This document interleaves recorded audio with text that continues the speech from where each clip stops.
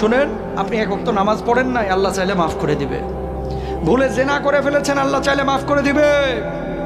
ভুলে একজনকে গালি দিয়ে ফেলেছেন, আল্লাহ চাইলে মাফ করে দিবে। ভুলে ফজরের নামাজে জাগতে পারেন নাই বা ইচ্ছে করে জাগেন না, একদিন আল্লাহ চাইলে মাফ করে দিবে। রোজা একটা করেন না, আল্লাহ চাইলে মাফ করে দিবে। দুইটা গুনাহ এমন আছে যেটা আল্লাহ কখনো মাফ করবে না। কয়টা?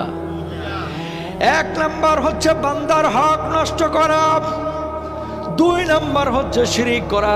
প্রিয় ভাইরা আমার, কলিজার টুকরারা আমার, খবরদার ভাইয়ের সম্পদ হয়ে ভাইয়ের সম্পদ নষ্ট করেন না, ভাই হয়ে ভাইয়ের সম্পদ নষ্ট করেন না, ভাই হয়ে বোনের সম্পদ মেরে দিয়েন না, আরেকজনের হক নষ্ট করে আরেকজনের জমি দখল করেন না।